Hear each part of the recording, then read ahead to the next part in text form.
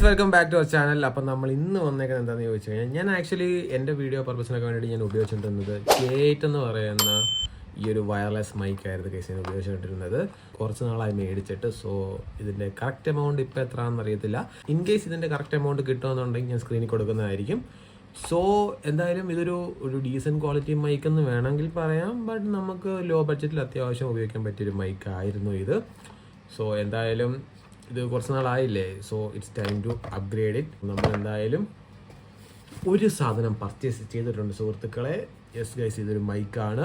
ഏത് മൈക്കാണെന്ന് ചോദിച്ചു കഴിഞ്ഞാൽ ഹോളി ലാൻഡിൻ്റെ ലാർക്ക് M2 വയർലെസ് മൈക്കാണ് നമ്മൾ പർച്ചേസ് ചെയ്തിരിക്കുന്നത്. So welcome to my unboxing video സുഹൃത്തുക്കളെ. അൺബോക്സിങ് ആദ്യം വേണ്ടത് നമുക്കൊരു കത്തിയാണ് സുഹൃത്തുക്കളെ. So let's unbox it.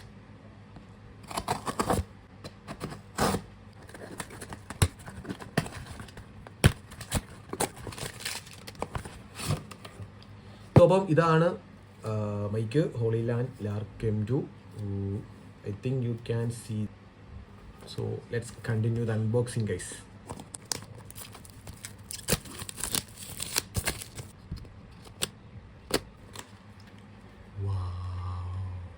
ഇതതിൻ്റെ I think ഇതിൻ്റെ യൂസർ മാനുവലാണെന്ന് തോന്നുന്നു. അത് നമുക്കിപ്പോൾ ആവശ്യമില്ല. സോ ഇതാണ് മൈക്കിൻ്റെ പെട്ടി വരുന്നത്. ഇതിനകത്താണ് മൈക്ക് വരുന്നത്. പിന്നെ റിസീവർ, ഇത് ലൈറ്റ്നിങ്ങിൻ്റെ റിസീവറാണ്. Then we have also a type C receiver. So കുട്ടിക്കകത്ത് അത്ര ഉള്ളെന്നാണ് തോന്നുന്നത്. ആൻഡ് വി ഹാവ് എ പൗച്ചിനകത്ത് ഇതിൻ്റെ കുറച്ച് ആക്സസറീസ് ഉണ്ട്. നമുക്കിതിലേക്ക് വരാം. മൈക്ക് നോക്കാം സുഹൃത്തുക്കളെ.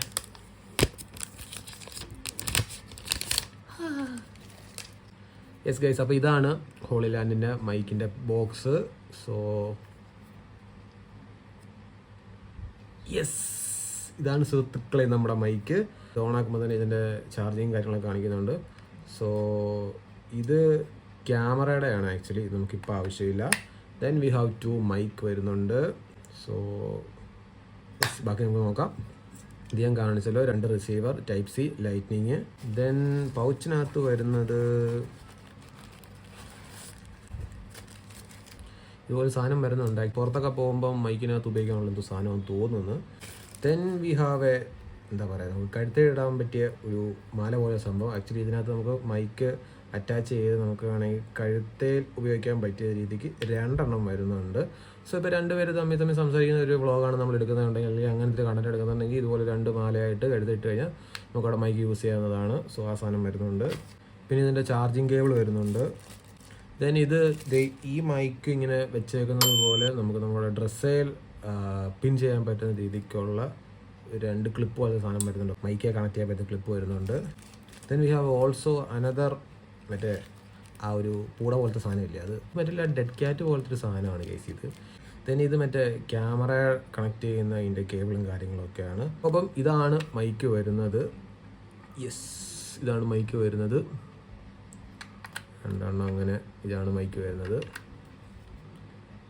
സോ ഇതിനകത്ത് വെക്കുമ്പോൾ തന്നെ അത് ഓട്ടോമാറ്റിക്കലി ചാർജ് ആവുന്നുണ്ട്.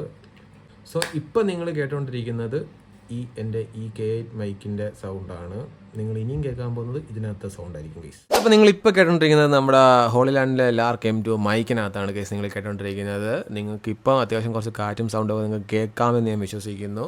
നമുക്കിതിൻ്റെ നോയ്സ് ക്യാൻസലേഷൻ മോഡ് ഓൺ ആക്കിയിടാം. ജസ്റ്റ് ഈ ഒരു സൈഡിലുള്ള ബട്ടണിന് ഒരൊറ്റ പ്രാവശ്യം ഞെക്കിയാൽ മതി. അപ്പോൾ ഈ ഒരു ബ്ലൂ ലൈറ്റ് ഗ്രീനായിട്ട് മാറുന്നതാണ്.